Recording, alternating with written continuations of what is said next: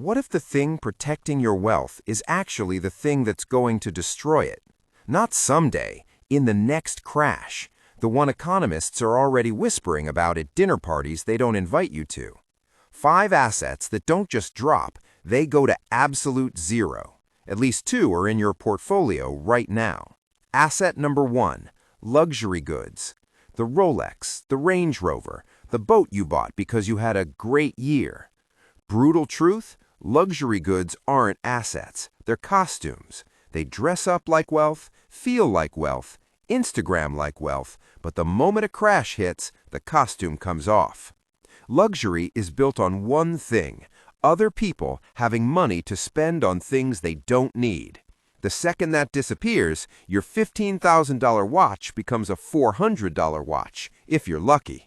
Argentina 2001, BMW selling for the price of a used bicycle.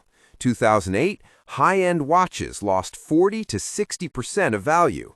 Boats abandoned in marinas.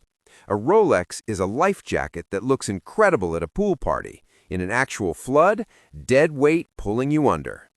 Asset number 2, government bonds. The risk-free investment, your financial advisor's favorite bedtime story. Here's what they skip. Risk-free is a marketing slogan, not a law of physics. Governments repay bonds with their own currency, the same one they can print, devalue, or quietly inflate into irrelevance. Greece 2012, bondholders lost 53.5% overnight.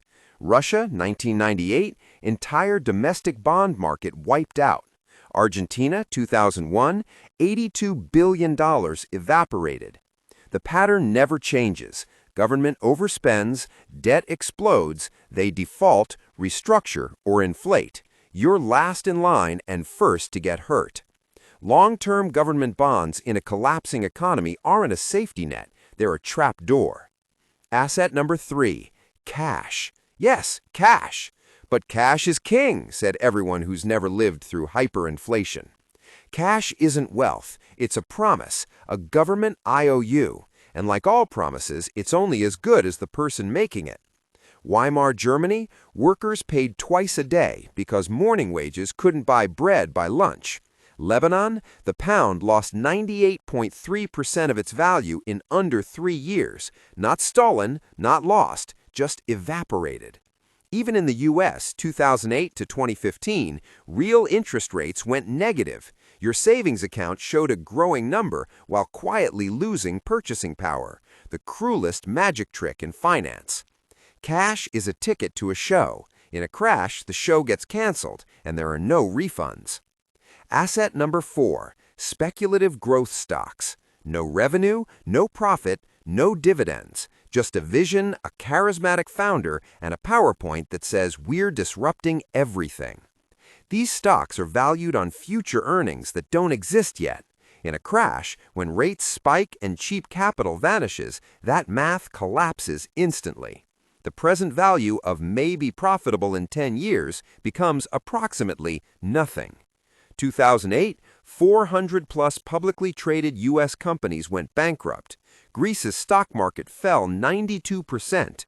100,000 euros in 2007 became 8,000 euros 5 years later. Castles built on clouds, beautiful to look at, catastrophic to live in when the weather changes. Asset number 5, leveraged real estate. Before the property investors in the comments come for me, I'm not saying real estate is bad. I'm saying debt-loaded real estate in a crashing economy is a financial trap with a very pretty front door. The mechanism?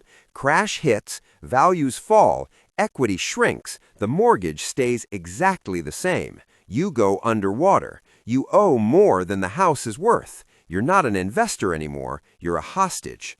U.S. 2008, prices fell 33% nationally, 10 million Americans underwater.